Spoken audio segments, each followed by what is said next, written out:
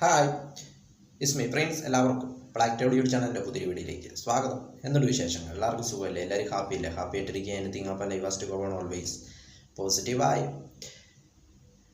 Iran Israel attack middle ഈസ്റ്റിലെ പശ്ചിമേഷ്യയിലെ സംഘർഷാവസ്ഥ അല്ലെങ്കിൽ പശ്ചിമേഷ്യയിലെ സംഘർഷം അടുത്ത ലെവലിലേക്ക്, അടുത്ത ഘട്ടത്തിലേക്ക് പോയിക്കൊണ്ടിരിക്കുകയാണെന്ന് പറയാം. കാരണം ഇറാന് ഇസ്രായേലിനെ ആക്രമിച്ചിരിക്കുന്നു. ചൊവ്വാഴ്ച, അതായത് സെപ്റ്റംബർ 30 ചൊവ്വാഴ്ച രാത്രിയാണ് ഇറാന് ഇസ്രായേലിനെ ആക്രമിച്ചത്. ഇറാൻ്റെ 200ഓളം ബാലിസ്റ്റിക് മിസൈലുകളാണ് ഇസ്രായേലിനെ ആക്രമിച്ചത്. ബാലിസ്റ്റിക് മിസൈലുകൾ ഇറാൻ ഇസ്രായേലിന് നേരെ തൊടുക്കുകയായിരുന്നു. ഏകദേശം 200ഓളം ബാലിസ്റ്റിക് മിസൈലുകൾ ഇറാൻ ഇസ്രായേലിലേക്ക് തൊടുത്തുവിട്ടു. ആദ്യമായിട്ടാണ് ഇറാൻ സൈന്യം ഹൈപ്പർസോണിക് ഫത്താക്ക് മിസൈലുകൾ ഉപയോഗിക്കുന്നത്. അതുപയോഗിച്ചാണ് ആക്രമണം നടത്തിയത്. അപ്പോൾ ഏകദേശം 150ഓളം മിസൈലുകൾ തങ്ങൾക്ക് നേരെ ആക്രമണം അല്ലെങ്കിൽ തങ്ങളുടെ പ്രദേശത്ത് വന്നിട്ടുണ്ടെന്നാണ് ഇസ്രായേലിൽ നിന്നുള്ള റിപ്പോർട്ടുകൾ വരുന്നത്.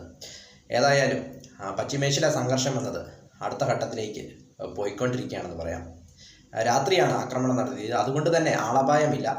ഇസ്രായേലിൻ്റെ സൈനിക താവളങ്ങളായിരുന്നു ഇറാൻ്റെ ടാർഗറ്റ് എന്നത്. അതായത് ലെബണനിൽ, ഗാസയിൽ, യമനിൽ ഇസ്രായേൽ നടത്തിയ ആക്രമണങ്ങൾക്കുള്ള ഒരു തിരിച്ചടിയായിട്ടാണ് ഇറാൻ ഈ ആക്രമണം നടത്തിയത്. കാരണം ഈ 3 രാജ്യങ്ങളെ ഇസ്രായേൽ ആക്രമിച്ചത് ഇറാന് ഒരു തിരിച്ചടി അല്ലെങ്കിൽ ഇറാൻ ഒരു മറുപടി കൊടുക്കാൻ വേണ്ടിയായിരുന്നു. ഈ 3 രാജ്യങ്ങളെ, ലെബനന്, ഗാസ, അതോടൊപ്പം യമനെ ഇസ്രായേൽ ആക്രമിച്ചത്. അപ്പോൾ അതിനൊരു പ്രതികാര നടപടിയായിട്ടാണ്, അല്ലെങ്കിൽ അതിനൊരു ചുട്ട മറുപടി കൊടുക്കാൻ വേണ്ടിയാണ് ഇറാന് ഈ ആക്രമണം നടത്തിയത്.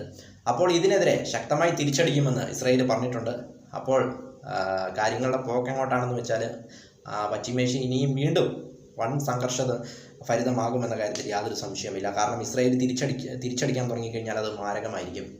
പിന്നെ 2 രാജ്യങ്ങളും തമ്മിലുള്ള വൻ യുദ്ധത്തിലേക്ക് അത് വഴിവെക്കും. അതോടൊപ്പം ഈ ചൊവ്വാഴ്ച നടന്ന ആക്രമണത്തിൽ ഇസ്രായേലിനെ സഹായിക്കാൻ അമേരിക്കയും ഉണ്ടായിരുന്നു. അമേരിക്കയുടെ യുദ്ധക്കപ്പലുകൾ ഇസ്രായേലിനെ സഹായിക്കുവാനായിട്ട് അവിടെ രംഗത്തുണ്ടായിരുന്നു. അതോടൊപ്പം ആക്രമണത്തിന് ശേഷമാണെങ്കിലും അമേരിക്കൻ പ്രസിഡന്റ് ആയിക്കോട്ടെ ഇസ്രായേലിന് പൂർണ്ണ പിന്തുണയാണ് അറിയിച്ചിരിക്കുന്നത്. അതോടൊപ്പം ബ്രിട്ടനും ഇസ്രായേലിന് പൂർണ്ണ പിന്തുണയാണ്.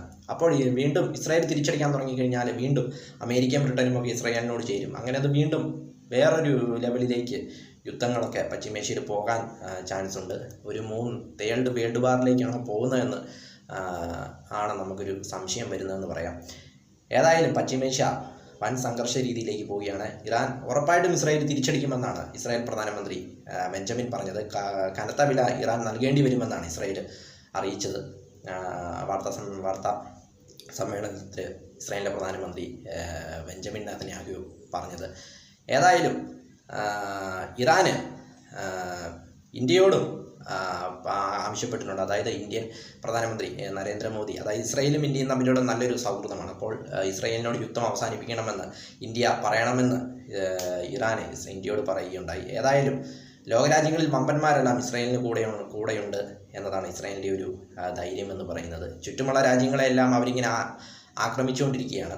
അപ്പോഴിതാ വീണ്ടും ഇറാൻ ഇവരെ ആക്രമിച്ചിരിക്കുന്നു. ഇനി അടുത്ത് ഉറപ്പായിട്ടും ഇസ്രായേൽ ഇറാനെതിരെ തിരിച്ചടിക്കുമെന്ന കാര്യത്തിൽ യാതൊരു സംശയമില്ല. അപ്പോൾ വരും നാളുകൾ കടുത്ത യുദ്ധത്തിലേക്കായിരിക്കും പശ്ചിമേഷ്യ പോകുക എന്ന കാര്യത്തിലും യാതൊരു സംശയമില്ല. അതായത്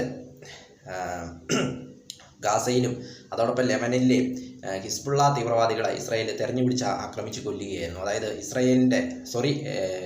ലെബനിൽ ഹിസ്ബുള്ളയുടെ നേതാവ് ഹസൻ നസ്രള്ള കഴിഞ്ഞ ആഴ്ച കൊല്ലപ്പെട്ടിരുന്നു. അപ്പോൾ അതിനെതിരെയൊക്കെയുള്ളൊരു പ്രതികാരമായിട്ടാണ് ഇറാൻ ആക്രമിച്ചത്. അതോടൊപ്പം യമനിൽ ഹൂതി തീവ്രവാദികളെ ലക്ഷ്യം വെച്ചും ഇസ്രായേൽ ആക്രമണം നടത്തിയിരുന്നു. അപ്പോൾ അതിനെതിരെയെല്ലാം തിരിച്ചടിയാണ് ഇറാന് ചൊവ്വാഴ്ച രാത്രി നടത്തിയെന്ന് പറയാം. അതോടൊപ്പം ചൊവ്വാഴ്ച തന്നെ ഈ ആക്രമണത്തിന് മുമ്പ് തന്നെ ലെബനനിൽ ഇസ്രായേൽ വീണ്ടും ആക്രമണം നടത്തുകയും അവിടെ ഏകദേശം 55ഓളം പേർ മരിക്കുകയും 156ഓളം പേർക്ക് പരിക്കേൽക്കുകയും ചെയ്തു. അപ്പോൾ ആ ആക്രമണത്തിന് തൊട്ട് പിന്നാലെയാണ് ഇറാന് തിരിച്ച് ഈ ഒരു ആക്രമണം നടത്തിയത്. ഹൈപ്പർസോണിക് ഫത്താക്ക് മിസൈലുകൾ ആദ്യമായിട്ടാണ് ഇറാൻ ആ ഒരു ടൈപ്പ് മിസൈലുകൾ ഉപയോഗിച്ച് ഇസ്രായേൽ സൈനിക താവളങ്ങൾക്ക് നേരെ ആക്രമണം നടത്തിയത്. ഏതായാലും UN അടിയന്തര യോഗം വിളിച്ചിട്ടുണ്ട്. ഏതായാലും പശ്ചിമേഷ്യയിൽ വെടിനിർത്തലുടൻ നടപ്പിലാക്കണമെന്ന് യൂറോപ്യൻ യൂണിയനും ആവശ്യപ്പെട്ടിട്ടുണ്ട്. ഏതായാലും ലോക നേതാക്കളെല്ലാം വൻ ആശങ്കയിലാണെന്ന് പറയാം. കാരണം കാര്യങ്ങൾ തകിടം പറഞ്ഞാൽ വീണ്ടും ഒരു വൻ യുദ്ധത്തിലേക്ക് കാര്യങ്ങൾ നീങ്ങുമെന്ന കാര്യത്തിൽ യാതൊരു സംശയമില്ല. ഏതായാലും സമാധാന ശ്രമങ്ങൾക്കായിട്ട് UN ശ്രമിക്കുന്നുണ്ട്. അവരുടെ ഒരു അടിയന്തര യോഗം ഇന്നുണ്ടാകുമെന്നാണ് അവിടെ നിന്നുള്ള റിപ്പോർട്ടുകൾ വരുന്നത്. ഏതായാലും വാഷിങ്ടണിൽ നിന്നുള്ള റിപ്പോർട്ടുകൾ എന്താണെന്ന് വെച്ചാൽ അമേരിക്ക പൂർണ്ണ പിന്തുണയാണ്. ലണ്ടനിലുള്ള റിപ്പോർട്ടുകളും അവർ പൂർണ്ണ പിന്തുണയാണ്. ബ്രിട്ടനും ഇസ്രയേലിന് പൂർണ്ണ പിന്തുണയാണ്. രണ്ട് രാജ്യങ്ങളും ഇസ്രയേലിന് പൂർണ്ണ പിന്തുണയാണ് പ്രഖ്യാപിച്ചിട്ടുള്ളത്. അതോടൊപ്പം ടെഹ്റാൻ, ഇറാൻ്റെ തലസ്ഥാനമായ ടെഹ്റാനിൽ നിന്ന് മാത്രം നല്ല വാർത്തകളല്ല പുറത്തു വരുന്നത്.